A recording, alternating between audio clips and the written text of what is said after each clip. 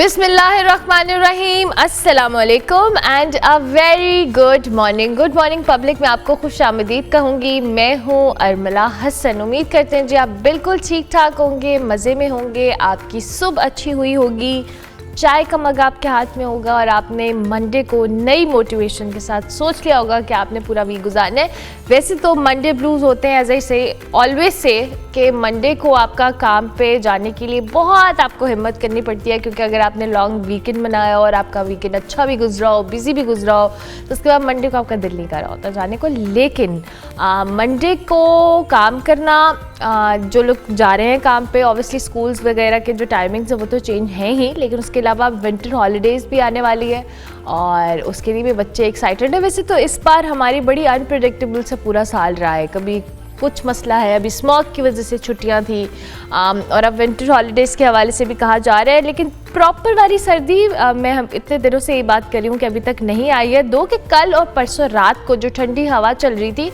उससे जो कहने सर्दी का अंदाज़ा हो रहा था कि सर्दी आ रही है, बल्कि इनफैक्ट आ ही गई है ऑलमोस्ट, लेकिन वो दिसंबर वाली नहीं आई है। उसके साथ सर्दी तो एक तरफ, लेकिन सियासी दर्जा हरारत आपको पता है अपनी जगह पे बरकरार रहता है। पाकिस्तान के अंदर जब हम सियासत की बात करते हैं तो कुछ ना कुछ इतनी ज़बरदस्त हैपनिंग्स होती रहती हैं कि हम रोज़ सुबह उसको डिस्कस भी करते हैं। दो कि वीकेंड के बाद सुबह मुझे वो अच्छी बातें करने का दिल कर रहा होता है, लेकिन अब क्या करें, ये भी मुल्क का हिस्सा है, सियासत भी मुल्क का हिस्सा है और उस पर बात करना और आपको बाखबर रखना बड़ा ज़रूरी है। बानी PTI की जानिब से जी 14 दिसंबर से सिविल नाफरमानी की तहरीक चलाने के ऐलान के बाद जो सियासी दर्जा हरारत से कि बढ़ गया है, वफाकी वज़ीर इत्तलात व नशरियात अताउल्लाह तार साहब ने कहा है कि तुम्हारी नाफरमानी की ऐसी की तैसी, जो मर्जी कर लो, तुम्हारी दाल नहीं गली, मुल्क में इंतशार नहीं होगा, जहां भी होगा हम उसके सामने खड़े होंगे, ऐसा भी अताउल्लाह तार साहब ने कहा है।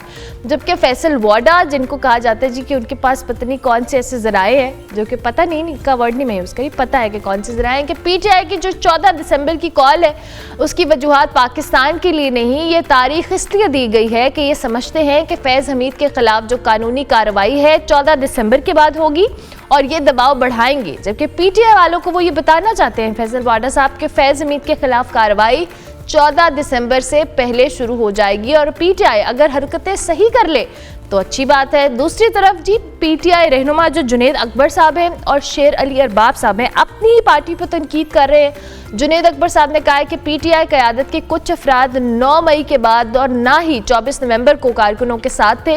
ये लोग आज भी अपनी CVs स्टैब्लिशमेंट को खुश करने की कोशिश के लिए हाथ में पकड़ के बैठे हुए अपनी CVs। ऐसे अफराद कौमी हुकूमत में हिस्सादार बनना चाहते हैं। जबकि शेर अली अरबाब साहब ने कहा है कि मोराल नीचे तब होता है जब ऐसे लोगों को पार्टी में पजीराई मिलती है। क्या PTI की जो सिविल नाफरमानी की तहरीक है ये इनके लिए आसान करेगी आइंदा आने वाले दिनों में रास्ते, या मुश्किलात का बाइस बनेगी, और क्या हिकमत अमली होगी, इस पे हम बात करेंगे। हमारे साथ बैरिस्टर तैमूर मलिक साहब मौजूद हैं ऑन इन स्टूडियोज़, उनको हम खुशामदीद कहते हैं। Thank you very much barrister साहब, गुड मॉर्निंग, कैसे हैं आप? गुड मॉर्निंग जी, अस्सलाम वालेकुम। वालेकुम अस्सलाम। बैरिस्टर साहब, ये जो मैं अभी मौसम बदलने के साथ सियासी दर्जा हरारत की बात करी थी, तहरीक इंसाफ के लिए अभी जो 14 दिसंबर की कॉल है, सबसे पहले तो मैं आपसे आपके पार्टी के मौक़िफ़ के हवाले से जानना चाहूँगी कि ये जो सिविल नाफरमानी की तहरीक है, दो कि हमने रिसेंट टाइम्स में देखा है कि 2 से 3 बार जब भी PTI की तहरीक चली है या जलसे या एहतजाज का उन्होंने कॉल दी है, चैलेंजेस उनके लिए अपनी जगह बरकरार रहे हैं। अब ये जो 14 दिसंबर की कॉल दी गई है, क्या समझते हैं जो आपका टारगेट या गोल आपने सेट किया है उसको आप अचीव कर पाएंगे? जी बिस्मिल्लाहिर्रहमानिर्रहीम। देखें, पहली चीज़ तो ये है कि 14 दिसंबर तो अभी दूर है, we are still on the 9th of December, और आज जो है, आज नया हफ्ता शुरू है अदालती कार्रवाई का भी, ठीक है। जो बात की गई है उसके तनाजुर में देखना चाहिए कि 14 दिसंबर की कॉल के लिए 2 शराइतें सिर्फ जो हुकूमत के लिए हैं, और मेरे ख्याल में वो सियासी तौर पे भी काबिल कबूल भी होनी चाहिए और इम्प्लीमेंटेबल भी होनी चाहिए। एक तो बात ये की गई है कि जो नाहक कैद हैं सियासी वर्कर्स और कायदीन, उनकी रिहाई अमल में आनी चाहिए, और उसमें ये बात नहीं हो रही कि आप बस दरवाज़ा खोलें जेलों का और उनको कहीं चले जाएं। उनको उनके प्रोसेस से अगर गवर्नमेंट कंटेस्ट ना करे तो राइट ऑफ बेल जो है वो ऐसे तमाम केसेस में मौजूद है, तो उनको बेल के ऊपर जिस तरह ऑलरेडी बाकी लोग आ चुके हैं उनको बाहर आना चाहिए। सो पहली चीज़ तो ये है जिसमें मेरे ख्याल में ऐसी कोई बात नहीं है जो हुकूमत ना मान सके। दूसरी बात है कि आप 9 मई का और अब 24 नवंबर का जुडिशल कमीशन बना दें। इनके ऊपर पूरी तहकीकात करनी चाहिए एक सीनियर सुप्रीम कोर्ट के जज के तहत, जिसमें सारी बातों का तयन लगाया जाए कि वाक़यात में हुआ क्या, कहाँ क्या हुआ। उसके ऊपर जो हुकूमत ने अपनी ताकत इस्तेमाल की, जो उसके बाद दर्जनों बल्कि कई 100 अब तो FIRs हो चुकी हैं, उन सब को एक ओवरऑल कॉन्टेक्स्ट में देखा जाए। पाकिस्तान में ये कहीं नहीं हुआ कि अब मेरे ख्याल में इमरान खान साहब के ऊपर 188 FIRs हैं और उसमें से ज़्यादातर तब से हुई हैं जब से वो 9 मई से कैद हैं, और हर जो भी वाक़या होता है उसके ऊपर उनके ऊपर मज़ीद FIR कर दी जाती है। बहुत सारे PTI के लीडर्स ऐसे हैं, मेंबरान पार्लियामेंट जो आवाम के वोट के साथ, जिनको फॉर्म 47 का रिज़ल्ट भी मिल गया और वो पहुंच चुके हैं पार्लियामेंट में, उनके ऊपर भी 50-50 के करीब केसेस हैं। सो इस तरह के जब आप माहौल बना देंगे कि सियासी, बल्कि अब तो मैं कहूँगा वकला लीडर्स भी जो हैं, अगर वो सिर्फ अदालतों में अपनी बेल्स कराते रहेंगे और इस सिस्टम से सर टकराते रहेंगे तो ज़ाहिर है नफ़रतें बढ़ेंगी, लोग जो हैं अपनी हार्ड पोजीशंस लेना शुरू कर देंगे। तो ये किसी भी तरह पाकिस्तान में, पाकिस्तान की जमहूरियत के लिए, पाकिस्तान के मुस्तकबिल के लिए ये अच्छी चीज़ नहीं है। तो अगर इन दो चीज़ों को देखा जाए, अभी तो स्टोलन मैंडेट की सीटों की वापसी की भी बात नहीं हो रही इस वक्त, अभी तो ये कहा जा रहा है कि इन दो चीज़ों पे आप कम से कम अपना कोई पॉजिटिव लाए अमल दें तो ज़रूर फिर कोई बात हो सकती है। तो 14 दिसंबर दूर है और कोई ऐसी तहरीक की शायद ज़रूरत ही ना पड़े। मैं तो पुरुमीद हूँ कि थोड़ी सी समझ जो है वो हर तरफ आएगी और इस मामले को सुलझाने की कोशिश होगी, उलझाने की कोशिश नहीं होगी। अच्छा वैसे साहब, आपने भी खुद भी बात की कि आप होपफुल हैं कि अल्लाह करे, हम भी चाहते हैं कि हम किसी तरह का कयास ना देखें, चाहे वो हुकूमत की जानिब से है या PTI है या कोई भी चीज़ है। लेकिन अब मामला ये है कि जब हमने तहरीक इंसाफ का 24 नवंबर का एहतजाज और धरना भी देखा, उसमें भी हमने देखा कि इख्तलाफात हैं अंदरूनी पार्टी पर, इससे कोई डिनाई नहीं कर सकता। बहुत सारे लोग खुलकर तनकीद भी कर रहे हैं। अभी मैंने जुनैद अकबर साहब का भी रेफरेंस दिया और साथ साथ एक और शख्सियत शेर अली अरबाब साहब के हवाले से भी मैंने बात की। इन दोनों ने भी तनकीद की है। डू यू थिंक कि जो पार्टी के इंटरनल मैटर्स हैं तहरीक इंसाफ को पहले उनको सॉर्ट आउट करना चाहिए और ऐसे करना चाहिए कि एक चीज़ क्लियर हो कि किसका क्या, जो कह लें ना JD है, डिस्क्रिप्शन क्या है, वो उस हिसाब से स्टेटमेंट भी दे ताकि वर्कर्स भी क्लियर रहें, सपोर्टर्स भी क्लियर रहें कि जी हमने करना क्या है, हमारा लाहे अमल क्या है। देखिए, एक तो पाकिस्तान की सबसे बड़ी जब जमहूरी ताकत होगी, जिस तरह ये जनरल इलेक्शन से सबको पता है, कोई एक फैक्चुअल बात है, तो जब उसके करोड़ों सपोर्टर्स होंगे और इतनी बड़ी तादाद में उनके मेंबरान पार्लियामेंट और सियासी लीडर्स होंगे, तो नेचुरल है कि डिफरेंस ऑफ ओपिनियन तो होगा और ये जमहूरी बात है। ये इस पार्टी में ये नहीं है कि अगर बस एक फैमिली ने एक चीज़ कह दी तो अब सब उसी तरफ लग जाएंगे, जो अनफॉर्चुनेटली हमारी बाकी बड़ी सियासी जमातों में अभी तक ये सिचुएशन मौजूद है। आप साबिक वज़ीर आज़म भी हो सकते हैं उस पार्टी के, लेकिन जो फर्स्ट फैमिली है उससे आप हट के बात नहीं कर सकते, वरना ही तो आप बाहर हो जाएंगे। शाहिद खाकान अब्बासी साहब अब बहुत बड़ी एग्जांपल हैं और बड़ी अच्छी अच्छी बातें कर रहे हैं आजकल। सो देखें, लेकिन इसके बावजूद मैं ये समझता हूँ कि कोई भी ज़िम्मेदार सियासी शहरी जो वर्कर हो, लीडर हो, उसको पार्टी पॉलिसी से हट के बात पब्लिकली नहीं करनी चाहिए। पार्टी के अंदर बिल्कुल बात करनी चाहिए।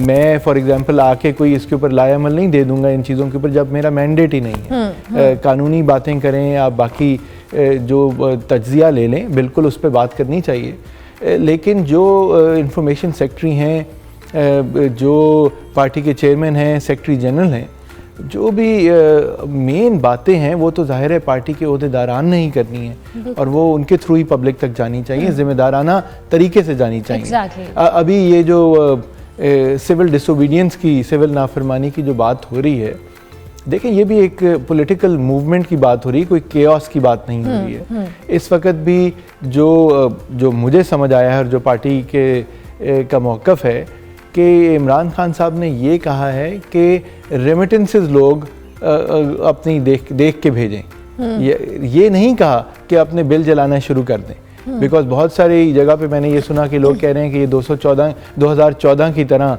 अब आप अपने बिजली के गैस के बिल ना दें और ये सिविल नाफरमानी होगी या कुछ और कोई स्ट्रीट एक्टिविटी हो। ऐसी कोई बात नहीं है। बिल अगर आप नहीं देंगे तो उस पर आपको सरचार्ज और फाइन पड़ेगा और आपकी बिजली भी नहीं और उसके बाद आपकी बिजली भी कट जाएगी। तो इस तरह की बातों में ना आए, ये पब्लिक को गुमराह करने की भी कोशिश होती है। मेरे ख्याल में से पब्लिक में ये भी तासुर दिया जाता है कि बहुत कोई अनरीज़नेबल बात करने की कोशिश हो रही है इमरान खान साहब की तरफ से या पाकिस्तान तहरीक इंसाफ की तरफ से। पॉलिटिकल प्रेशर बिल्ड करने के कई तरीके होते हैं। जलसे जुलूस एक चीज़ है, वो ये करने नहीं देते, और जब नहीं करने देते तो उसी से जो भी केओस क्रिएट होता है उसका भी मलबा सारा जो अपने राइट्स के लिए निकले होते हैं उनके ऊपर ही डाल देते हैं। सो अब कुछ तो करना है, मतलब या आप कहें कि बिल्कुल ही मुल्क जो है वो बंद हो जाए। सब आपने कहा कुछ तो करना है, इस बात से कोई इनकार नहीं करता। और हम जितने भी, मैं सीनियर जर्नलिस्ट को भी सुनती हूँ, लोग कहते हैं कि जी एक राइट है आपको एहतजाज, धरने, जुलूसों का एक जमहूरी हक है जो कि होना चाहिए। अब मसला ये है कि इस वक्त जो तहरीक इंसाफ की सिचुएशन है, इट्स वेरी सेंसिटिव, ये पॉलिटिकली भी और वैसे भी। हम समझे कि अगर आप लोग कुछ भी कर रहे हैं तो उसके प्रोज एंड कॉन्स आपको देखने पड़ेंगे कि आपके हक में भी जा सकते हैं और वो चीज़ आपके अगेंस्ट भी जा सकती है।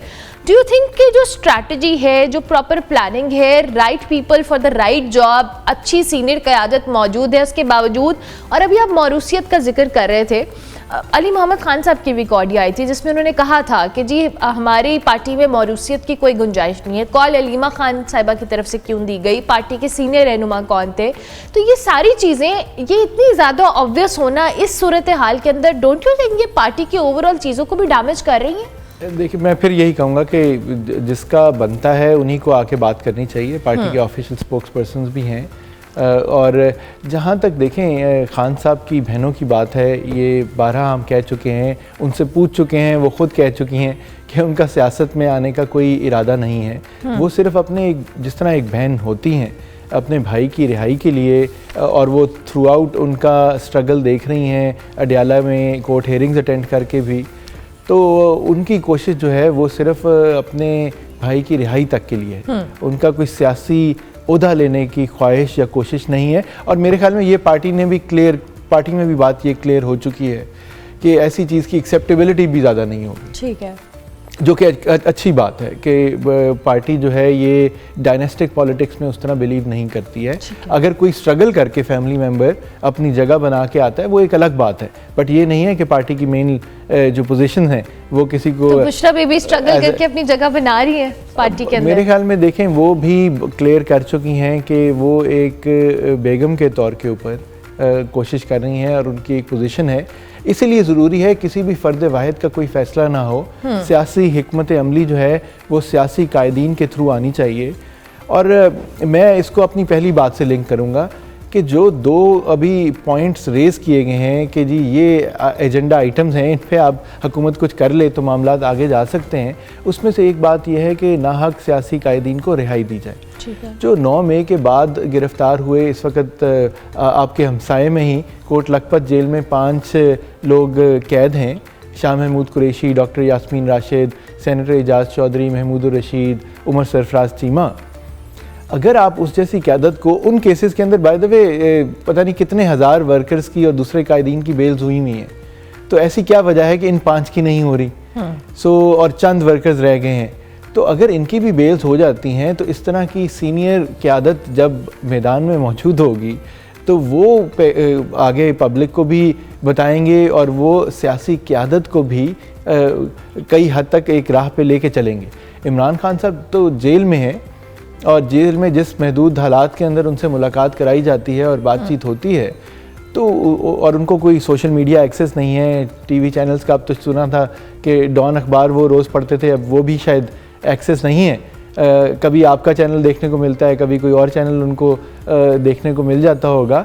तो लिमिटेड इन्फॉर्मेशन है, तो उसकी बेसिस पे ज़ाहिर है डिसीजन मेकिंग उस तरह नहीं हो सकती जिस तरह अगर आप बाहर हों तो हो सकती है। अच्छा नहीं, तो उनको भी बेल मिलनी चाहिए वैसे सब। लेकिन अभी भी अगर जिन क़यादत की आप बात करें जो जेल में, उसके अलावा भी तहरीक इंसाफ के मैं बहुत सारे नाम ले सकती हूँ। अली मोहम्मद खान साहब हैं, दीगर लोग हैं, बैरिस्टर गौहर साहब हैं, जो कि अच्छी सीनियर क़यादत है, जो कि तहरीक इंसाफ के साथ from the very first day हैं खान साहब के। और अली मोहम्मद खान साहब के हवाले से तो मैं पर्सनली जानती हूँ कि वो बहुत जो कि समझ बूझ रखने वाले, जो पार्टी की गलत बात है उसको भी ओन करते हैं। सो उन जैसी क़यादत के होते हुए भी अगर तहरीक इंसाफ ये स्ट्रगल करिए और उन 5 जो या 6 नाम आपने लिए, फिर तो ये बड़े चैलेंजिंग सूरत हाल हुई ना। नहीं देखें, अली मोहम्मद खान साहब दोस्त हैं और वो बाय द वे वो भी वकील हैं बाय ट्रेनिंग, तो उनकी जगह अपनी है पार्टी के अंदर, बैरिस्टर गौहर की अपनी है।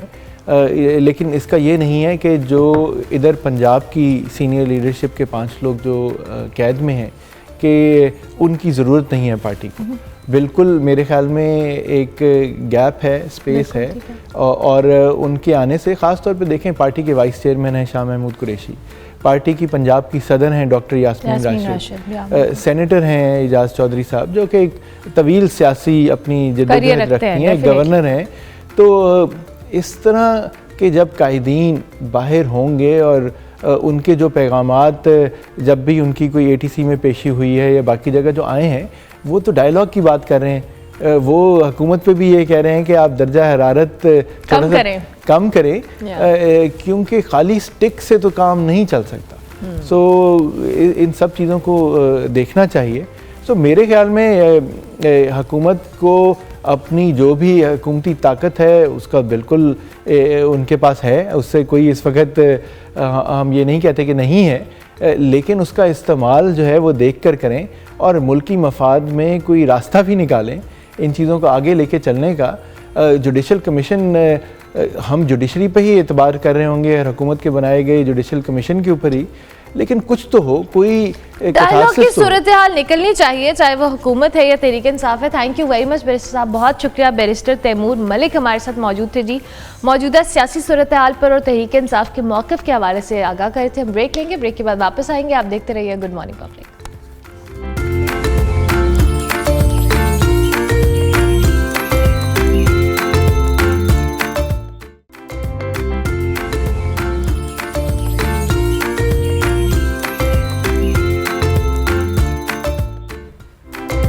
Welcome back to good morning public ji. Break के बाद वापस आ गए। इस वक्त जो इंटरनेशनल ख़बरें हैं उन पर भी बात करना बहुत ज़रूरी है। शाम में गुज़िश्ता रोज़ जी तारीख़ी तब्दीली आई जब असदुल्ला ख़ानदान के असद ख़ानदान के 50 साला और बशारुल असद के 24 साला इक़्तिदार का ख़ात्मा हुआ।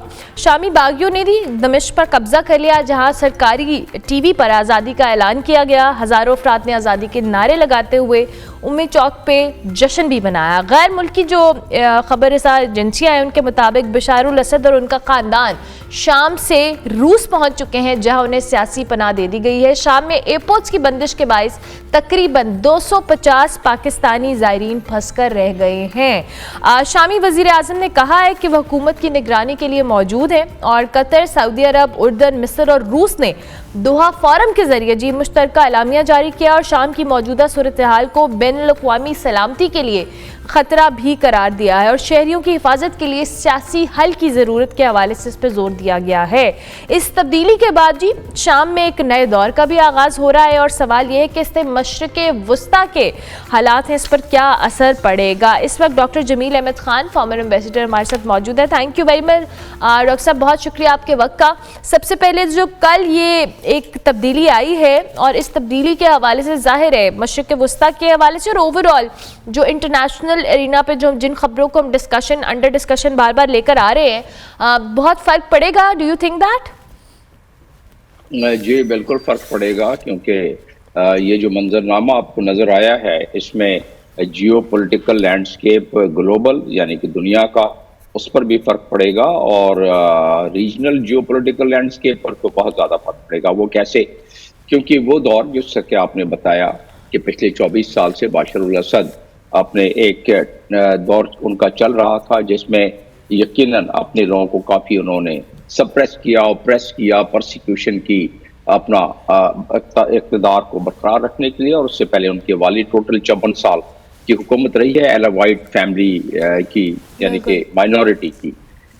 दरअसल इसका किस्सा कुछ इस तरह है कि असद हुकूमत तो पहले ही चली जानी थी 13 साल पहले, जबकि 2011 में अरब स्प्रिंग शुरू हुआ, लेकिन उस वक्त रूस और ईरान की मदाखलत से और पूरी मदाखलत से और पूरी ताकत से जो उन्होंने मदाखलत की और असद का साथ दिया, तो ये बागी जो आज आपको नजर आ रहे हैं 13 साल के बाद कामयाब होते हुए, ये बागी नाकाम हो गए उस वक्त और मुसलसल नाकाम होते रहे।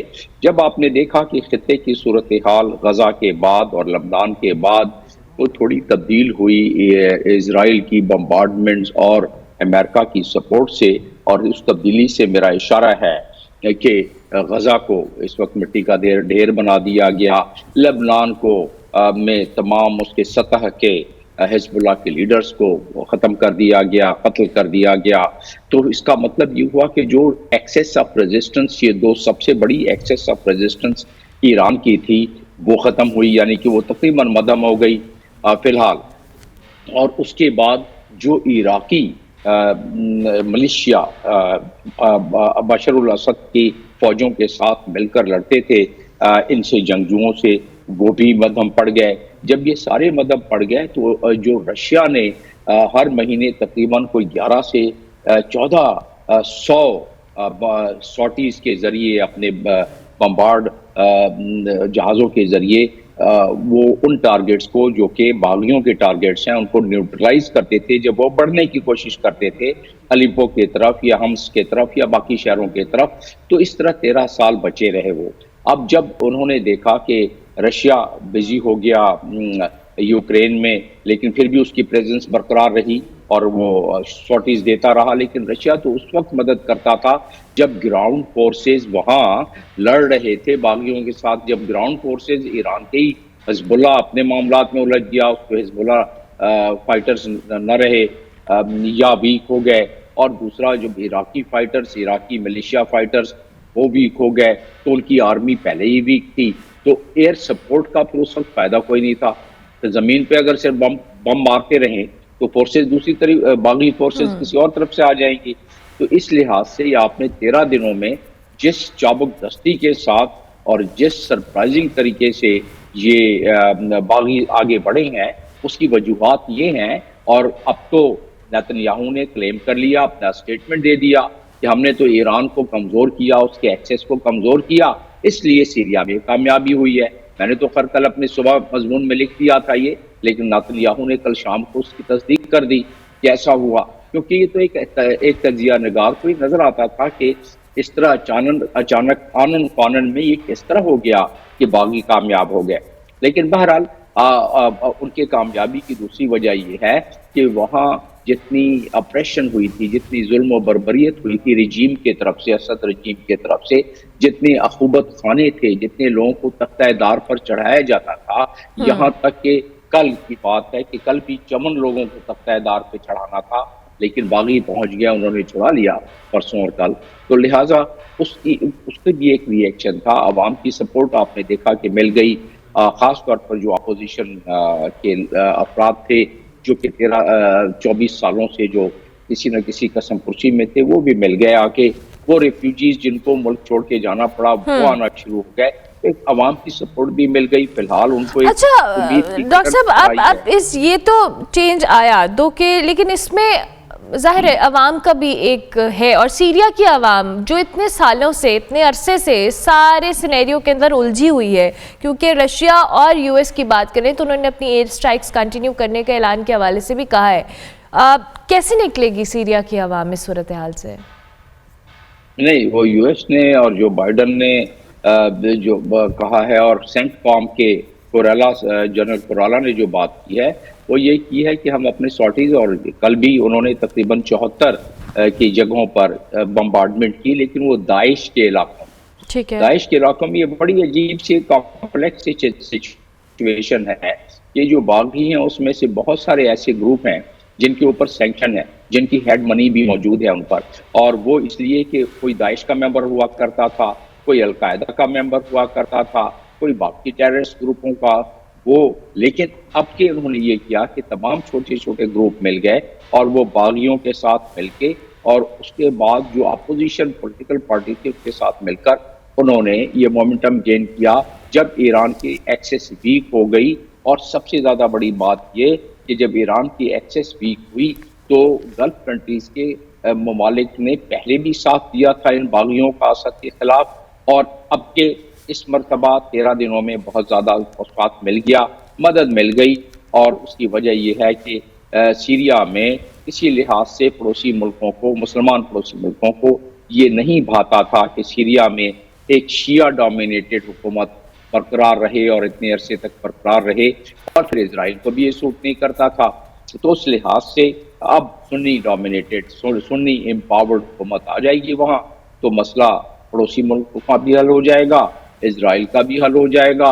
और लेबनान पर इसका असर ये पड़ेगा कि लेबनान में जो हिजबुल्लाह को शेयर मिलता था वो शेयर ख़त्म हो जाएगा और वहाँ भी सुन्नी एम्पावर्ड हुकूमत आ जाएगी।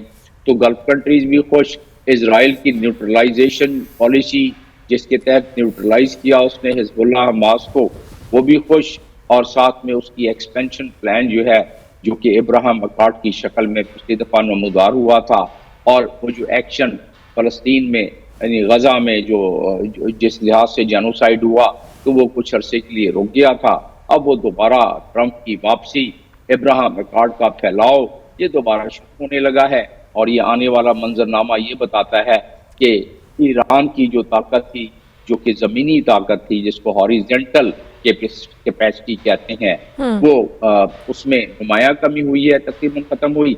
और फिलहाल और फिर अब उनकी वर्टिकल कैपेबिलिटी जो है उसी तरह बरकरार है, यानी कि वो अपने ड्रोन्स और अपने मिसाइल्स के ज़रिए वो काफ़ी अभी नुकसान पहुंचा सकते हैं। तो अब सारे का सारा महवर यूएस का यानी अमेरिका का और इजराइल का और कुछ ऐसे ममालिक हैं जो कि ईरान के बहुत ज़्यादा खिलाफ हैं, पड़ोस में दरिया के समुद्र के पार, तो उसमें यह है कि वो सारे मिलकर अब ईरान पर ज़रा थोड़ी घेरा तंग होना शुरू हो जाएगा। और कोई बात नहीं है कि आने वाले हफ्तों में, आने वाले महीनों में ईरान पर जो ख्वाहिश थी नेतन्याहू की बहुत पुरानी कि उस पर हमला करके उस एसेट्स को न्यूट्रलाइज किया जाए, ख़ास तौर पर जहां उनके न्यूक्लियर एसेट्स हैं उसको न्यूट्रलाइज किया जाए, तो फिर अब ये मामला और ज़्यादा वाज़ेह नज़र आते हुए दिख रहे हैं। तो ये मामला खित्ते में और ज़्यादा तपिश पैदा करेगा। ज़ाहिर है रशिया को ये बात पसंद नहीं आएगी। रशिया कितना उस वक्त तक फाल हो सकता है ये वक्त बताएगा। चाइना इस मामले में खामोश डिप्लोमेसी करता है। चाइना का इंटरेस्ट ईरान में बहुत ज़्यादा है, 6 से ज़्यादा उनके MOU साइन किए हुए हैं, जिसमें कि इंटेलिजेंस गैदरिंग, समुद्रों की हिफाजत, बाकी बहुत सारी, और इन्वेस्टमेंट 400 बिलियन की, वो तमाम की तमाम ईरान का इंटरेस्ट है। ईरान चाहता है कि उसका फुटबॉल बरकरार रहे, और यही चाहता था रशिया। ठीक है, अच्छा डॉक्टर साहब, अब इसमें मुस्लिम ममालिक का आपने जिक्र भी किया कि उनका रोल भी बहुत इम्पोर्टेंट रहेगा, चाहे हम कतर, सऊदी अरब, उर्दन, मिस्र और रूस की बात करें, तो दोहा फोरम के ज़रिए एक मुश्तरका एलामिया भी जारी किया गया है और इसको बैनुल-अक़वामी सलामती के लिए भी ख़तरा करार दिया गया। इसमें मुस्लिम कंट्रीज़ के रोल के हवाले से भी आप थोड़ा वाज़ेह कीजिएगा।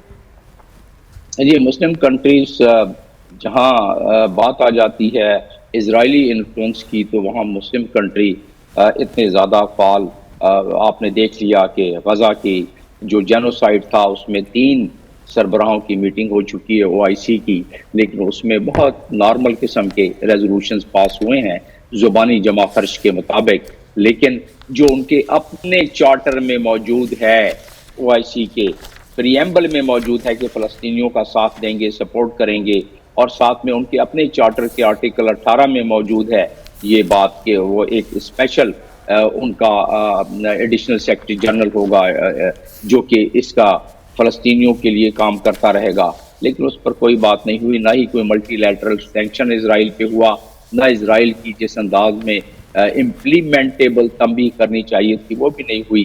तो ये बात तो वाज़ेह है कि मुस्लिम ममालिक अब इतने ताकतवर नहीं रहे। अगर इस बात को हम तस्लीम कर लेते हैं तो आगे हम किसी प्लानिंग को मुस्लिम यानी कि 774 कंट्रीज़ का ये जो ग्रुप है OIC फिर आगे कुछ कर सकता है। लेकिन फ़िलहाल जो की हिकमत अमली है उनके हुक्मरानों की और जो उनकी अपनी हैसियत है उससे महसूस होता है कि वो ऐसी जगहों पर मुदाखलत नहीं कर सकेंगे जहाँ अमेरिका और इजराइल का इंटरेस्ट है। इसका मतलब ये हुआ, आपके इब्तदाई सवाल का जवाब आखिरी लाइन में, वो मतलब ये हुआ कि अमेरिका का और इजराइल का इन्फ्लुएंस बढ़ेगा और चाइना का इन्फ्लुएंस जाहिर है और रशिया का इन्फ्लुएंस खिते से कम होगा। रशिया को बहुत फायदा था कि मेडिटेरेनियन सी में वो 25 सालों के बाद पहुंचा था अपना बैरी बेड़ा लेके, अब वो भी खत्म हो गया कुछ अरसे से। तो लिहाजा जो इन्फ्लुएंस रशिया ने कायम किया था उसमें भी काफ़ी ज़्यादा कमी, क्या बल्कि तकरीबन ख़त्म हो गया और इन्फ्लुएंस वो बढ़ गया जो अमेरिका का था। जिसका मतलब ये हुआ कि चाइना कंटेनमेंट पॉलिसी, जो कि फॉरेन पॉलिसी का बहुत स्ट्रॉन्ग कलीदी नुक्ता है अमेरिका का, वो उसमें मजीद उनको सहूलत हो जाएगी। तो यहाँ ये आपको ओवरऑल जियोपॉलिटिकल मंजरनामा भी मैंने आपको बता दिया कि क्या आगे जियोपॉलिटिकल क्या सूरत हाल पैदा हो सकती है। Thank you very much doctor साहब, बहुत शुक्रिया आपके वक्त। डॉक्टर जमील अहमद खान हमारे साथ मौजूद थे, फॉर्मर एम्बेसडर। मौजूदा जो खबरें हैं उसके हवाले से अपना तज्जिया भी दे रहे थे। हम ब्रेक लेते हैं, ब्रेक के बाद वापस आएंगे। आप देखते रहिए गुड मॉर्निंग पब्लिक।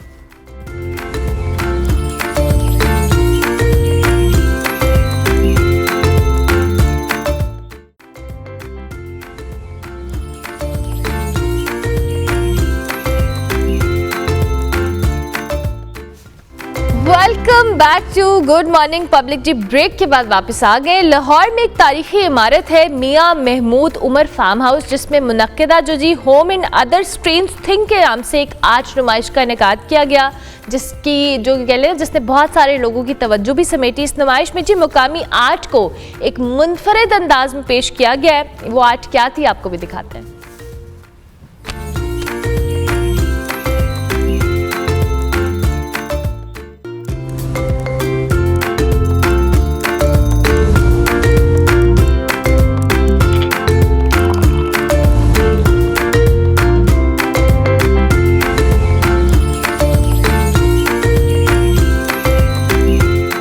तारीखी इमारत मियां महमूद उमर फार्म हाउस में मुनक्किदा home and other strange things नामी आर्ट नुमाइश लोगों की तवज्जो का मरकज बन गई। नुमाइश में मुकामी आर्ट वर्क को एक मुनफरिद अंदाज में पेश किया गया। इस तारीखी इमारत में आर्ट वर्क का पेश किए जाना एक मुनफरिद तजर्बा है, जो न सिर्फ फन की जमालियाती कदर बल्कि इमारत की तारीखी अहमियत को भी उजागर करता है।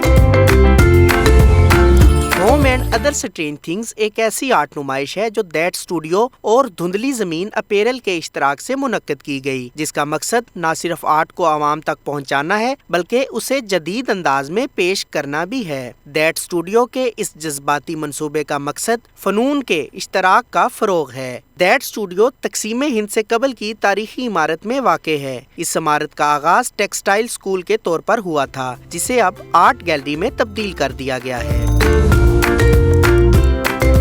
दैट स्टूडियो ने यहाँ रिवायत से हटकर गैर रिवायती नुमाइशों का इनेकाद करना शुरू किया है, जिसका मकसद आर्ट के मुख्तलिफ अंदाज और तख्लीकी तजुर्बात को पेश करने के साथ साथ लोगों के दरमियान एक ऐसी कम्युनिटी तश्कील देना है जो आर्ट को नए अंदाज से देखें। I am a visual artist, तो आई थिंक सब में एक आर्टिस्ट छुपा होता है, सब में कहीं ना कहीं आर्ट होता है, तो हमें आर्ट को प्रमोट करना चाहिए। यहाँ पे आके मुझे काम काफ़ी अच्छा लगा। ये गैलरी मेरे ख्याल से पहली दफ़ा इस तरह की सेटिंग में देख रही हूँ, नया है। It's really new to see works place in such a nice context. I think this completely like creates a sort of question कि what is a gallery, what is a space. So पहले opening से पहले एक दफ़ा हम आए थे यहाँ पे, एंड अब जो है पूरी इसको एक दफ़ा देख रहे हैं how it's all coming together, and जो गैलरी जिस तरह पूरी बन रही है, it is looking very very beautiful. And I think the most unique thing about this place is कि ये एक प्री पार्टीशन की एक प्रॉपर्टी पूरी बनी हुई है, तो एक काफ़ी इस जगह के बारे में ही एक यूनिकनेस है, उसको ही मैं काफ़ी जो है ना देख के हैरान हूँ। और वहाँ पे एक इतनी खूबसूरत आर्ट गैलरी बन गई है, तो वहाँ देखने का आर्ट अपना ही एक मज़ा आ रहा है। नुमाइश में शरीक आर्टिस्ट हलीमा कामरान का आर्ट वर्क साउंड इंस्टॉलेशन मेरे साथी था। उनके मुताबिक ये एक साउंड इंस्टॉलेशन है जो मोहब्बत, मौत, यादाश्त और लाइल्मी की कहानियों के जरिए अशिया और इज्तमाई यादाश्त के तसव्वुरात को दरियाफ्त करती है। इस इंस्टॉलेशन में मुख्तलिफ आवाज़ों के मरकब और मवाद का इस्तेमाल किया गया है ताकि लोगों को अपने माजी, हाल और मुस्तकबिल से वाबस्तगी को मुख्तलिफ जावियों से देखने का मौका मिले। ये साउंड इंस्टॉलेशन न सिर्फ देखने का तजुर्बा तजुर्बा फराहम करती है बल्कि हाजरीन को गहरे जज्बाती और नफ्सियाती तजुर्बात का हिस्सा भी बनाती है। ये काम जो है मेरे थीसिस से स्टेम किया है, जो कि मैंने अभी रिसेंटली ग्रेजुएट किया। I graduated this year. तो थीसिस में मेरा सिमिलर काम था, वहीं से ये काम स्टेम किया। It is based on object और कलेक्टिव मेमोरी, और ये काम बात करता है अबाउट जो भी ऑब्जेक्ट्स होती हैं ना, उनके साथ अपनी एक हिस्ट्री और यादें जुड़ी होती हैं पहले की, अपार्ट फ्रॉम द मीनिंग जो हम डालते हैं उसमें। तो मेरा काम जो है वो ऑब्जेक्ट के पर्सपेक्टिव से उस इंसान के बारे में बात करता है जिससे वो बिलोंग करता था। यानी ये टेबल उन बुज़ुर्ग की है जो यहाँ पे एक इसी स्टूडियो में एक टाइम पर ये उनका घर हुआ करता था। इस नुमाइश में तुलबा और तालिबात की बड़ी तादाद ने शिरकत की। तारीखी इमारत में मुनक्किदा नुमाइश ने तुलबा को खास तौर पर मुतासर किया। तुलबा ने इस इमारत के तारीखी पस मंजर और इसमें होने वाली आर्ट की नुमाइश के तनाजुर में मुख्तलिफ आरा का इजहार किया। तुलबा का कहना है कि इस नुमाइश में तारीखी और जदीद आर्ट का इम्तजाज देखकर उन्हें एक नया तजुर्बा हासिल हुआ है। एक ही जगह पे अंडर वन रूफ इतने सारे आर्टिस्ट का काम है और बहुत ज़बरदस्त किस्म का हर तरह का पेंटिंग्स भी हैं यहाँ पे, और न्यू मीडिया मतलब अब ट्रेडिशनल से लेके और अभी मॉडर्न जो भी जिस तरह का भी काम हो रहा है सब है एक ही जगह पे। तो बहुत अच्छा लग रहा है यहाँ पे काम आके देखने में। यहाँ पे आके बहुत अच्छा लगा। बहुत मुख्तलिफ़ किस्म का हमें आर्ट देखने को मिला। बहुत पुराने आर्टिस्ट का काम भी था, साथ साथ नए आर्टिस्ट का काम भी था। तो किस तरह नए आर्टिस्ट जो इवॉल्व हो रहे हैं उनको भी चांस मिल रहा है एग्जीबिशन में आने का, और उनका काम भी लग रहा है।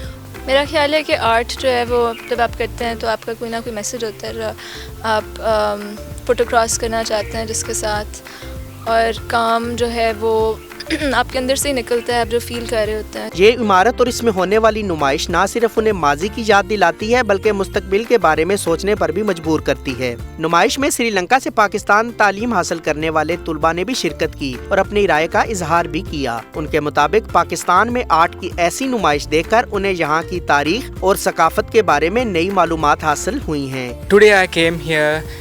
They have exhibition. I need to looking painting and artist work. Today I have seen very interesting exhibition here. This is I haven't seen is recently best exhibition because there is few artists. I think 15 artists here exhibit. That studio में art की नुमाइश एक ऐसा तजुर्बा था जिसने न सिर्फ लोगों को आर्ट से जुड़े रहने का मौका फराहम किया बल्कि उन्हें तारीख, सकाफत और तख्लीकी इजहार के हवाले से एक प्लेटफॉर्म भी फराहम किया। ये नुमाइश इस बात का गमाज है कि आर्ट का मकसद सिर्फ जमालियाती इक़्तिदार को पेश करना नहीं बल्कि ये एक ऐसा जरिया भी है जिसके जरिए हम अपने मुआशरती, सकाफती और ज़ाती तजुर्बात को नए जावियों से देख सकें। मेरा नाम अहमद उमर फ़ारूकी है। ये मेरा फार्म हाउस है और इसमें एक ऐसा स्ट्रक्चर है जो कि प्री पार्टीशन है, जो कि बहुत पहले का बना हुआ है। तो अक्सर मेरी आर्ट कम्युनिटी में ये डिस्कशन होती थी कि स्पेसेस बहुत कम है लाहौर में, गैलरी स्पेसेस नहीं है, अपॉर्चुनिटीज़ कम है। तो ये एक इनिशिएटिव मैंने इसलिए लिया ताकि यंग आर्टिस्ट को भी एक चांस मिले डिस्प्ले करने का और मौका मिले। और जो ये शो लगा हुआ है अभी home and other strange things, ये मेरा डिस्कशन हो रही थी फ़हीम अब्बास के साथ और उनके साथ मेरी ये डिस्कशन हो रही थी कि किस तरह से पाकिस्तानी आर्टिस्ट जो हैं वो घरों के ऊपर काम कर रहे हैं और एक कॉमन थीम बन गई है अब सेंस ऑफ बिलोंगिंग के ऊपर, घरों के ऊपर और मेमोरी के ऊपर, नॉस्टैल्जिया के ऊपर। तो ये शो भी उसी थीम के ऊपर है। दैट स्टूडियो और धुंधली ज़मीन अपैरल का ये मुश्तरका इक़दाम इस बात का सबूत है कि पाकिस्तानी आर्ट के मंजरनामे में तब्दीली आ रही है और आर्ट के फ़रोग़ के लिए मस्बत सरगर्मियाँ अमल में लाई जा रही हैं।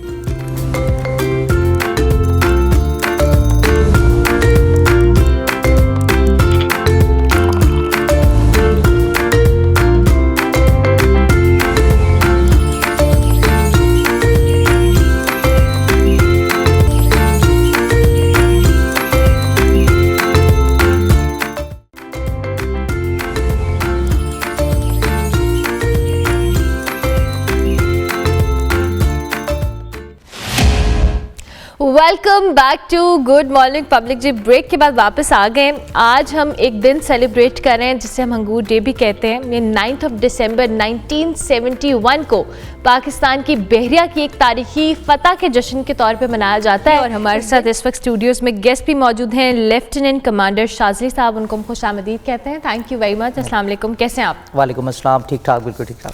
ये जो आज हम दिन सेलिब्रेट कर रहे हैं, डेफिनेटली पाकिस्तान की जो नेवी की तारीख है या बहरी तारीख है उसमें बड़ी अहमियत और इम्पोर्टेंस का हामिल है। और हमने ये देखा भी है कि जो हमने रिपोर्ट भी इस हवाले से देखी, मैं चाहूँगी थोड़ा सा हमारे देखने वालों को इस वाक़े को बताएं, क्योंकि ज़ाहिर है जब हम उस सुनते हैं तो हम जिस दिन को सेलिब्रेट कर रहे हैं उसकी अहमियत का अंदाज़ा भी होता है। अब बिल्कुल हंगोर एक सबमरीनर के लिए एक ईद का मौका है, आप समझ लें ऐसे, क्योंकि पाकिस्तान और जो इंडिया की जंग हुई थी 1971 में, तो उस वक्त सब कॉन्टिनेंट में सबमरीन सर्विस में सबमरीन्स का होना ना बड़ा लिमिटेड था, एक्सपीरियंस भी कम था।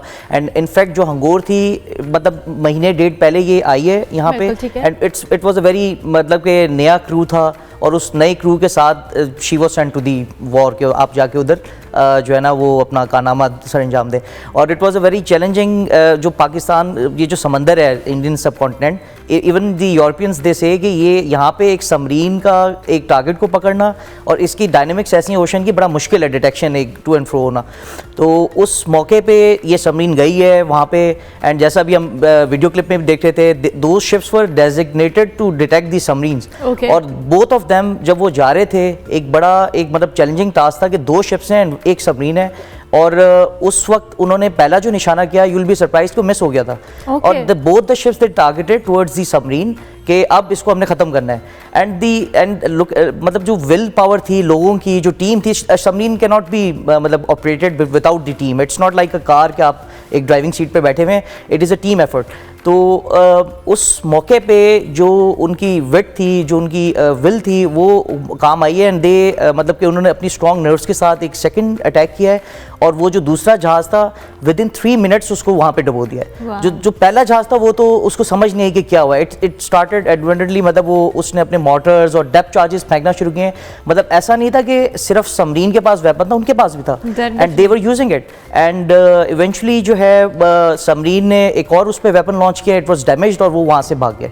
तो it was a very heroic act. और इसमें कोई शक नहीं है कि जो उस वक्त के क्रू थे, then commander Ahmed Tasneem and now vice admiral Ahmed Tasneem, and he led his team to a victory.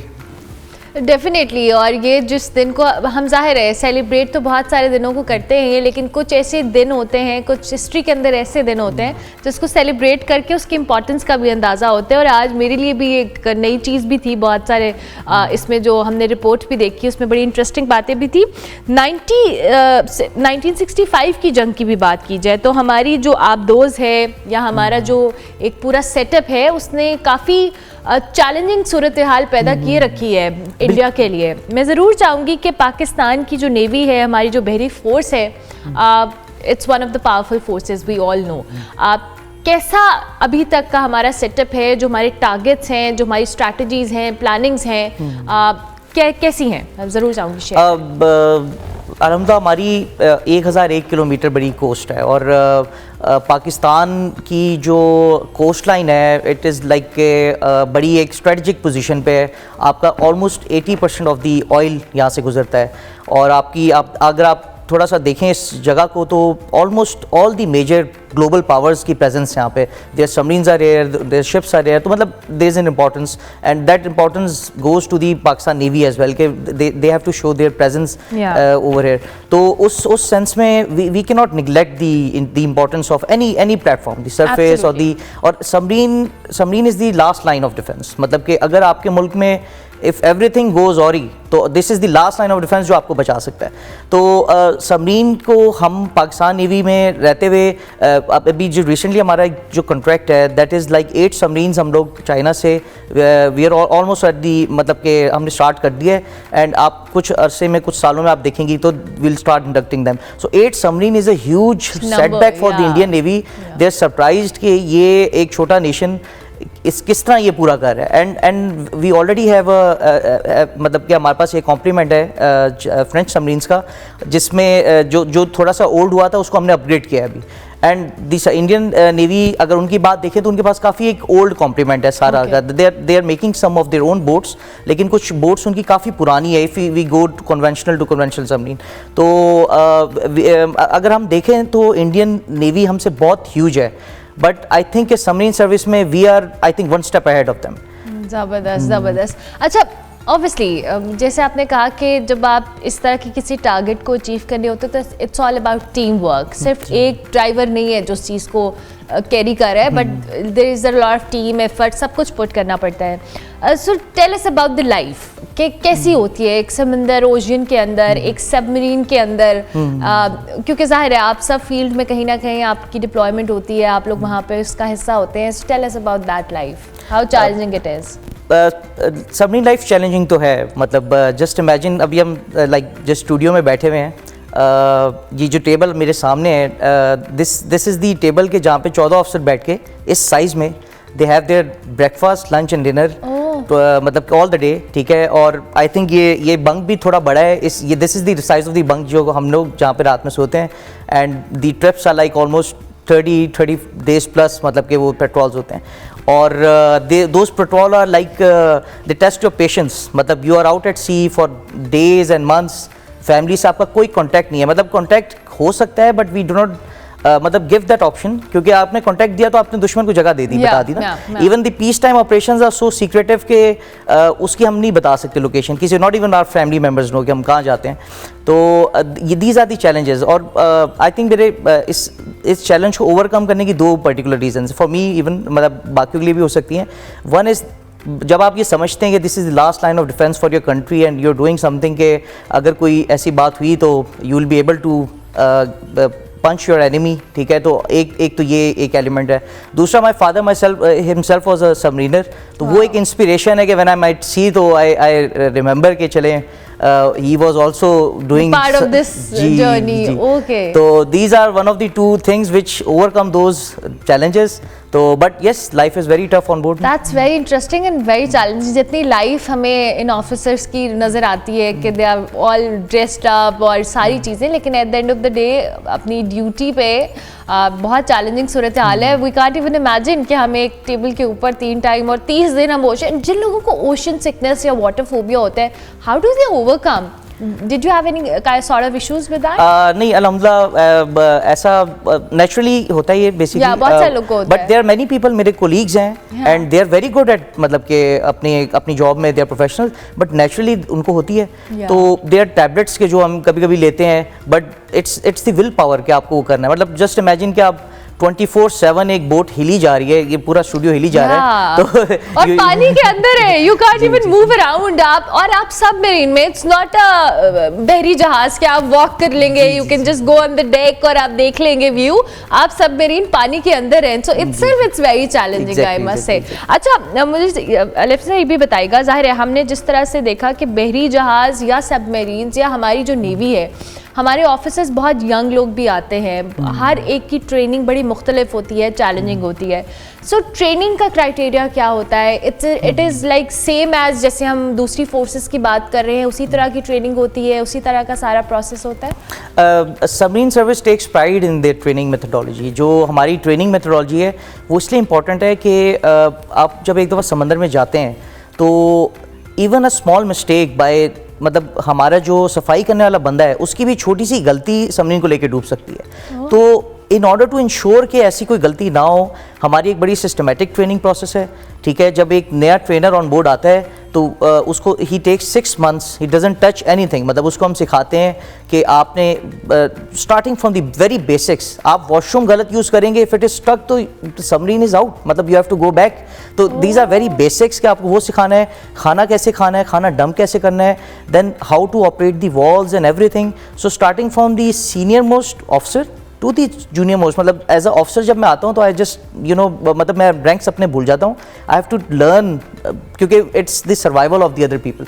तो उसमें अगर जूनियर जो हमारा सफाई करने वाला बंदा है उसकी भी वो सेम स्टैंडर्ड ऑफ ट्रेनिंग होती है कि जो वो अचीव करेगा तो then he will be qualified और फिर वो आगे सर्व कर सकता है। तो स्टैंडर्ड्स में तो ट्रेनिंग के बिल्कुल हम कॉम्प्रोमाइज़ कर नहीं सकते, क्योंकि ये जान और उसका ऑब्वियसली आपकी अपनी लाइफ तो स्टेक पे है, आपके इर्द गिर्द आपका क्रू है, तो कितने टाइम की ट्रेनिंग होती है जो ये ट्रेनिंग हमारी डिफरेंट कैटेगरीज के लोगों के लिए डिफरेंट है, लेकिन it takes around 6 to 9 months। तो इसमें आप मतलब अपनी ट्रेनिंग करेंगे, उसमें मल्टीपल सी ट्रिप्स होते हैं, there is a lot of, मतलब अगर लोग कहते हैं कि फ़ौज में आके पढ़ाई नहीं करनी पड़ती तो आई डिनाई दैट, यहाँ पे बहुत ज़्यादा पढ़ाई है। तो अच्छा, बहुत ज़्यादा जी, it's all together a different thing. मतलब आपको एक छोटी सी एग्जांपल दूंगा, हम शिप में अगर हम देखें, if you carry more fuel ships gets heavy.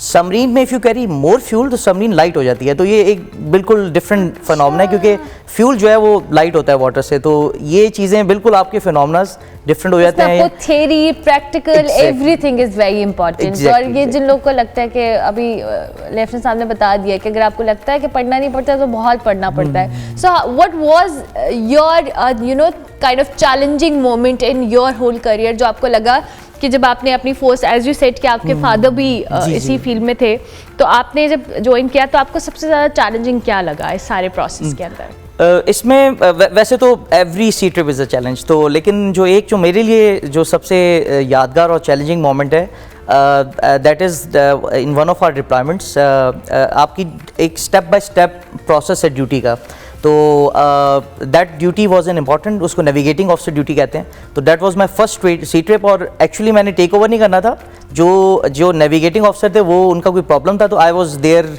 The next man in line के आपने टेक ओवर कर लेना है। सो मतलब कि मेरे लिए बड़ा मुश्किल था, because the commanding officer he relies upon you for reaching another point A and B। समंदर में there are no traffic lights, there are no references, so you have to make sure and plan each and everything।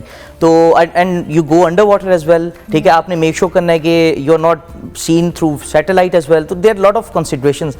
तो that I think a बड़ा challenging moment था, और वो it came out a very victorious trip के हम अपना mission भी complete करके आगे थे, और वो था भी बड़ा huge trip, like 20+ days का ट्रिप था। एंड मतलब I couldn't see someone over my shoulder कि मेरी कोई हेल्प कर दे आगे, तो I was there on my own knees. There were seniors who were helping me out, but I think इस तरह आप सीखते भी हैं, और मतलब ये चैलेंजिंग मोमेंट्स आप डेफिनेटली इन द एंड जाहिर है आज हम इस हंगोर डे को तो सेलिब्रेट कर रहे हैं, लेकिन हमारी नेवी या हमारी फोर्स की बात करें तो हमारे पास बहुत कुछ है सेलिब्रेट करने के लिए। आप जैसे ऑफिसर्स हैं जो इस हवाले से बता भी रहे हैं, मैं चाहूँगी बहुत सारे यंगस्टर्स आपको देख भी रहे होंगे, और हम चाहते हैं कि इस मुल्क के हवाले से, हमारी जो फोर्स है इसकी स्ट्रेंथ के हवाले से कोई भी मैसेज आप देना चाहें। बिल्कुल, मैं कहूँगा कि पाकिस्तान को अभी और पाकिस्तान के फ़ौज को आप लोगों की बहुत सख्त सपोर्ट की ज़रूरत है, और इस मुश्किल वक्त में मैं कहूँगा कि हम मतलब कि कोशिश करें, कोई भी ऐसा काम करें जिससे इस मुल्क को किसी भी थोड़ा सा 1 इंच भी हो लेकिन फ़ायदा हो कोई ना कोई, और we should think positive towards any endeavour, ठीक है। और यही मेरा मतलब एक मैसेज है कि आप मतलब कि इस मुल्क के लिए किस तरह सोचें कि किस तरह फ़ायदा हो इस मुल्क को। Definitely, thank you very much, बहुत शुक्रिया आपके वक्त का जी। हमारे साथ लेफ्टिनेंट कमांडर शाजली मौजूद थे जी। आज पाकिस्तान भर में हंगोर डे को हम सेलिब्रेट कर रहे हैं, पाकिस्तान की नेवी को सेलिब्रेट कर रहे हैं। इस दिन के हवाले से हमने आपको रिपोर्ट भी दिखाई, अपने मेहमान से भी मुलाकात करवाई। ब्रेक लेंगे जी, ब्रेक के बाद वापस आएंगे, आप देखते रहिए गुड मॉर्निंग पब्लिक।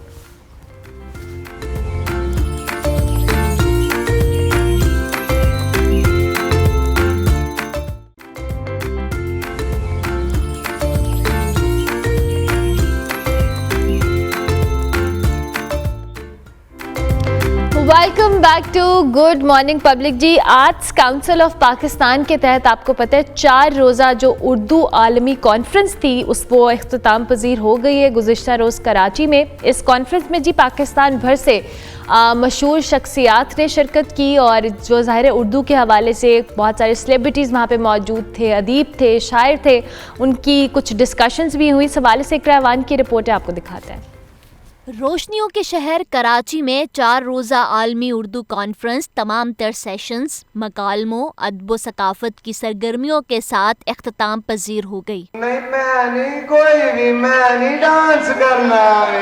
17वीं आलमी उर्दू कॉन्फ्रेंस में मारूफ अदीबों, सियासी शख्सियात, शौरा, अदाकार समेत कई नामवर शख्सियात ने शिरकत की और इजहार ख्याल किया। नहीं हूँ मगर देख कर लगेगा नहीं, हमारे दिल को अभी मुस्तकिल पता न बना, हमें पता है तेरा दिल इधर लगेगा नहीं। 4 रोज़ा आलमी उर्दू कॉन्फ्रेंस जश्न कराची में अदब, सकाफत, मीडिया की तारीख, जदीद टेक्नोलॉजी समेत 60 से ज़ायद सेशंस मुनक्किद हुए, जबकि किताबों की रौनुमाई भी आलमी उर्दू कॉन्फ्रेंस का हिस्सा रही। उर्दू ज़बान शायरों की ज़बान है, मोहब्बत की ज़बान है, और सिर्फ ये 4 रोज़ा कॉन्फ्रेंस से काम नहीं चलेगा। हमें इस ज़बान के नफाज के लिए और इस मुल्क की तरक्की के लिए उर्दू ज़बान का जो मुकम्मल नफाज है वो करना पड़ेगा। आज भी उर्दू ज़बान पाकिस्तान के मुख्तलिफ कौमियतों और इकाइयों के दरमियान एक पुल का काम अदा करती है,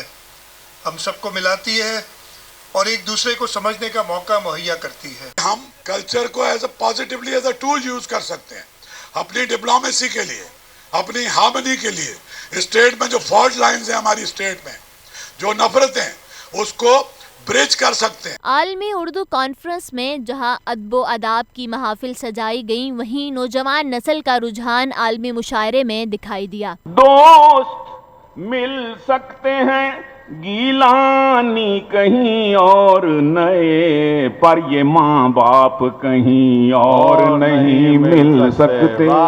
इख्तितामी रोज मारूफ कवाल फरीद अब्बू अयाज की कवाली ने समा बांध दिया और नौजवानों पर सहर तारी हो गया। आलमी उर्दू कॉन्फ्रेंस अपनी तमाम तर रंगीनियों के साथ इख्तिताम पजीर हो गई। इकरा Awan, public news, Karachi.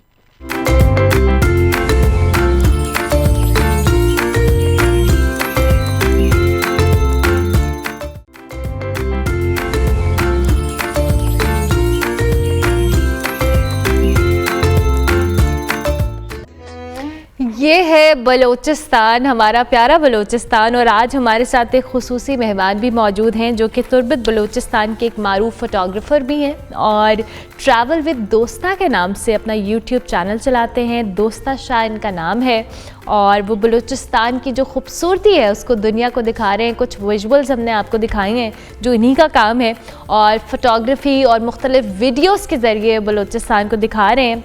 Culture की बात की जाए, तारीख़ की बात की जाए, रवायात की बात की जाए, तो बलूचिस्तान एक बड़ा रिच सूबा भी है जिसके हवाले से ये दिखा रहे हैं। अपनी मेहनत और लगन से दोस्ता शाह ने कई अवार्ड्स भी जीते हैं जो इनके काम की पहचान भी हैं। इसके अलावा जी दोस्ता शाह यूनिवर्सिटी ऑफ तुर्बत में मीडिया पर्सन के तौर पर भी खदमात सर अंजाम दे रहे हैं। इनकी फ़ोटोग्राफ़ी, इनके इलाके, इनके काम के हवाले से हम जानते हैं। थैंक यू वेरी मच दोस्ता शाह साहब, बहुत शुक्रिया आपके वक्त का। कैसे हैं आप, ठीक ठाक हैं? वेलकम, शुक्रिया। अल्लाह आप सुनाएं, कैसी हैं, तबीयत कैसी है आपकी? मैं बिल्कुल ठीक ठाक हूँ माशाल्लाह। आपका काम बहुत ज़बरदस्त है, बहुत खूबसूरत काम है और हम बलूचिस्तान जा नहीं सकते, लेकिन आपकी वीडियोस के हवाले से हमने ज़रूर देखा है, आपके काम को देखा है। दो कि अब दिल कर रहा है कि हम भी जाएँ और ख़ुद इस चीज़ को एक्सपीरियंस करें। कैसे शौक़ हुआ आपको, कब से आपने अपनी ये फ़ोटोग्राफ़ी और यूट्यूब चैनल पर अपना काम डिस्प्ले करना शुरू किया? Thank you ma'am. दरअसल मेरा मकसद ही यही था कि बलूचिस्तान को पूरी दुनिया को दिखाना। दरअसल सबको पता है कि यहाँ पे ट्रैवलिंग का बहुत इशू होता है, तो इसी वजह से मैंने सोचा जो जगहें दुनिया से छुपी हुई हैं तो उनको दुनिया को क्यों ना दिखाया जाए। और बात जो है शुरुआत की, तो मुझे बचपन से ही शौक था कैप्चर करने का। हालांकि उस टाइम से था कि जब तक उस टाइम मुझे आइडिया भी नहीं था कि फोटोग्राफी इतना बड़ा फील्ड है, उसमें इतने सारे काम होते हैं, इतने सारे स्कोप होते हैं। तो जब मैंने स्टार्ट किया था तो उसमें स्ट्रो, लैंडस्केप, वाइल्ड लाइफ, कल्चरल, सब कुछ जो भी मेरे सामने आता था तो मैंने सारा कैप्चर कर लिया। फिर आहिस्ता आहिस्ता समझ में आया कि इसके अंदर भी बहुत सारे फील्ड होते हैं। कोई बंदा लैंडस्केप में काम करता है, कोई स्ट्रो पे काम करता है, तो स्पेसिफिकली मैंने लैंडस्केप पे काम करना शुरू किया। ज़बरदस्त, और इतना ज़बरदस्त काम किया। अच्छा, ये जो आपने लैंडस्केप पे काम, ये जो हम विजुअल्स भी अपनी टीवी स्क्रीन्स पे देख रहे हैं, जाहिर है फ़ोटोग्राफ़ी एक आसान काम नहीं है, ये बहुत टाइम कंज्यूमिंग है। एक फ़ोटोग्राफ़र के लिए उसका कोई एक जो डिज़ायर्ड इमेज है उसको कैप्चर करने के लिए बड़ा टाइम और उसकी सारी चीज़ें रिक्वायर होती हैं। तो अभी तक आपने कहाँ कौन सी चीज़ों को एक्सप्लोर किया, ज़रा बताएं। मैंने ज़्यादातर तो बलूचिस्तान में ट्रैवल किया है, क्योंकि बलूचिस्तान इतना बड़ा है कि मैं पूरी ज़िंदगी भी यहाँ पे एक्सप्लोर कर लूँ तो ख़त्म नहीं होगा। तो इसमें सबसे मतलब खूबसूरत जगहें हैं, एक तो इंगोल नेशनल पार्क है प्रिंसेस ऑफ होप है, इसकी तस्वीर अभी आपको दिख रही है स्क्रीन पे। फिर दूसरा एक इलाका है पस्सो, और वहाँ पे आई थिंक मेरे ख्याल से अभी कोई ट्रैवल करने वाला बंदे बहुत कम गए हुए हैं, वो बहुत छुपे हुए हैं। और नली रिसेंटली जिसकी वीडियो मैंने दी थी इंस्टाग्राम पे, वो भी तुर्बत के अंदर है, मगर अभी तक किसी को पता नहीं कि इतने ग्रीन एरिया है तुर्बत के अंदर। तो अगर मैं काम करने लग जाऊं तो मेरे ख्याल से आज पूरा दिन खत्म हो जाएगा, मगर बलूचिस्तान की जगह खत्म नहीं होगी। तो मेरे ख्याल से अभी तक मैंने सिर्फ 20% एक्सप्लोर किया हुआ है, 20 भी मेरे ख्याल से मैं बहुत ज्यादा बोल रहा हूँ। अभी और भी बहुत पोटेंशियल है जिसको आप एक्सप्लोर कर सकते हैं। अच्छा, भी आपने चैलेंजेस का एक दो बार जिक्र किया। दोस्तों मुझे बताएं, चैलेंजेस ठीक है, ट्रैवल एक तो कुछ चैलेंजेस से तो हम सब बाखूबी जो कह लें ना बाखबर भी हैं, लेकिन कुछ आप बताएं कि ज़्यादातर ट्रैवलर्स आते क्यों नहीं हैं, जो उनके कंसर्न्स हैं, या क्या वहाँ पे जगहें ऐसी हैं कि वहाँ रास्ते मुश्किल हैं कि इसलिए ट्रैवलर्स पहुँच नहीं पाते हैं? प्रॉब्लम्स बहुत है यहाँ पे। एक तो सड़कों का बहुत बड़ा मसला है, यहाँ पे कोई ट्रैवलर इजीली पहुँच नहीं सकता। एक तो एक है ट्रैवल कंपनीज तो ना होने के बराबर है। कोई बंदा अगर पंजाब से आए तो उसको ट्रैवल कंपनी या किसी गाइड की जरूरत होती है कि वो उसको जगह की पता है, उसको उस जगह के बारे में बताए कि कहाँ पे कौन से रास्ते पे जाना है। तो ये सारे प्रॉब्लम्स होती हैं। दूसरा, सोशल मीडिया पे फेक न्यूज़ ज़्यादातर सर्कुलेट करती हैं कि यहाँ पे हालात इस तरह से होते हैं, और कुछ एरियाज हैं रिस्ट्रिक्टेड हैं सिक्योरिटी की वजह से। तो इसीलिए आउटसाइड से जितने भी बंदे होते हैं वो सोशल मीडिया पे सारा न्यूज़ देख के यहाँ आने से ज़्यादातर तो डरते हैं। इसीलिए यहाँ पे ट्रैवलर्स बहुत कम आते हैं, खासकर तुर्बत के इलाके में। फिर भी गवादर, चीनी, इंगोल उस साइड पे ज़्यादा ट्रैवलर ज़्यादा हैं। मैंने अपनी ज़िंदगी में तुर्बत या तो रोम कर लें, उशाब कर लें, यहाँ पे गिने चुने ट्रैवल बहुत कम देखे हैं इन्हीं हालातों और मुश्किलातों की वजह से। ट्रैवलर्स कम आते हैं और सोशल मीडिया के ऊपर बड़ी फेक न्यूज़ भी आती है। अच्छा, ये हमने एक इमेज भी दिखाई है उम्मीद की शहजादी के नाम से, ये जो विजुअल्स आ रहे हैं ज़रा इसके हवाले से बताएं, और फिर मैं आपके अवार्ड्स का भी पूछती हूँ। आपको बहुत सारे अवार्ड्स भी मिले हैं। अच्छा, ये इंगोल नेशनल पार्क में एक नेचुरल स्ट्रक्चर बना हुआ है। जब आप इसके करीब आते हैं तो आपको ऐसा लगती है कि शहजादी खड़ी हुई है दूर से। तो कोई प्रिंसेस आया था, इसके पीछे भी एक लंबी स्टोरी है। जो कदीम ज़माने में एक प्रिंस आया था तो उसने उसका नाम प्रिंसेस ऑफ होप रखा हुआ था। इसकी थोड़ी लंबी स्टोरी है, मुझे ज़्यादा इसके बारे में आइडिया नहीं है, बस इतना पता है कि ये प्रिंसेस की तरह दिखती है और किसी प्रिंस ने इसका नाम रखा था। अच्छा, ज़बरदस्त। तो अच्छा, मुझे दोस्ता ये भी बताएं कि आपको बहुत सारे अवार्ड्स भी मिले हैं, वो अवार्ड्स कौन कौन से मिले हैं आपके काम पे? और तो मैंने अभी रिसेंटली पिछली दफ़ा मैंने नेब में पार्टिसिपेट किया था। नेब में जो कंपटीशन होती है सालाना, उसमें पिछली दफ़ा मैं फर्स्ट पोजीशन आया था, इस साल में थर्ड आया था। और अगर इंटरनेशनल की बात करें तो अगोरा में मैं 3 दफ़ा फर्स्ट रह चुका हूँ। तो उसका प्राइज़ मुझे इंटरनेशनली मिला था अमेज़ॉन के थ्रू, और 35 अवार्ड में मैंने बहुत सारी सर्टिफिकेटें ली हैं और बहुत सारे हैं। ज़बरदस्त। अच्छा, अभी हम स्टिल वीडियोस के स्टिल इमेजेस के हवाले से तो देख ही रहे थे, वीडियोस में भी आप काम कर रहे हैं। आगे आपने कुछ सोचा है, कोई डॉक्यूमेंट्री, कोई ऐसी चीज़ जो कंटेंट आप प्रॉपर्ली एग्जीक्यूट करें बलूचिस्तान के हवाले से? दरअसल इशू ये है कि सबसे बड़ा मसला ये है कि प्रोजेक्ट के लिए अच्छी खासी फंडिंग की ज़रूरत होती है। कोई टीम अगर सपोर्ट करे आपको। अभी देखिए, मैं एक अकेला बंदा हूँ, मैं आइडियो पे काम कर लूँ, वीडियो पे कर लूँ या तो एडिटिंग पे कर लूँ, पॉसिबल ही नहीं है, क्योंकि इस काम में एक अच्छी खासी टीम की ज़रूरत होती है कि एक साथ मिलके एक पूरा टीम बना लें। अगर मैं टीम भी बना लूँ तो उस पर कोई बंदा, अगर मुझे कोई कंपनी मिल जाए कि हम आपको इन्वेस्टमेंट देंगे, आप बलूचिस्तान पे पूरा डॉक्यूमेंट्री बना लें, तो ये पॉसिबल है। इंडिविजुअली बहुत मुश्किल है। जितना मेरे हाथ हो सकता था तो मैंने कर लिया और कर रहा हूँ, आगे भी इंशाल्लाह जितना हो सकता है तो मैं कर लूँगा।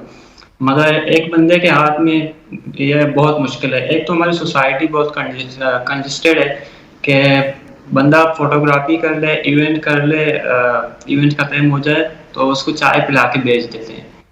तो एक ये देख लिए कि मेरा काम लैंडस्केपिंग फोटोग्राफी भी है, बलूचिस्तान को एक्सप्लोर करना है। और रिसेंटली मैं किसी यूनिवर्सिटी के साथ इवेंट कवर कर रहा हूँ, दोनों अलग चीज़ें, मगर मजबूरी में करना पड़ता है क्योंकि ज़रूरत होती है ट्रैवलिंग के लिए, इन्वेस्टमेंट लिया तो पेमेंट, वो सारा खर्चा निकालने के लिए मुझे इवेंट पे काम करना पड़ता है। I agree. और आप कोशिश करें कि कोई ऐसे इंटरनेशनल फोरम या किसी से आपका राबता हो जाए ताकि वो आपकी फंडिंग करें, और आपका काम माशाल्लाह बड़ा ज़बरदस्त है। और मैं खुद भी अपने प्लेटफॉर्म से रिक्वेस्ट करूंगी कि अगर कोई देख रहा है तो आप प्लीज़ दोस्ता शाह का काम देखें, इनका काम बहुत ज़बरदस्त है, बलूचिस्तान के हवाले से है। ज़ाहिर है ही सो राइट कि वो अकेले सब कुछ नहीं कर सकते, उनको एक प्रॉपर टीम रिक्वायर्ड है, फंडिंग रिक्वायर्ड है। अगर कोई भी प्राइवेट इदारा कोई भी इस हवाले से इनको सपोर्ट करेगा तो एक ज़ाहिर है हमारे मुल्क का पॉजिटिव इमेज ही जाएगा।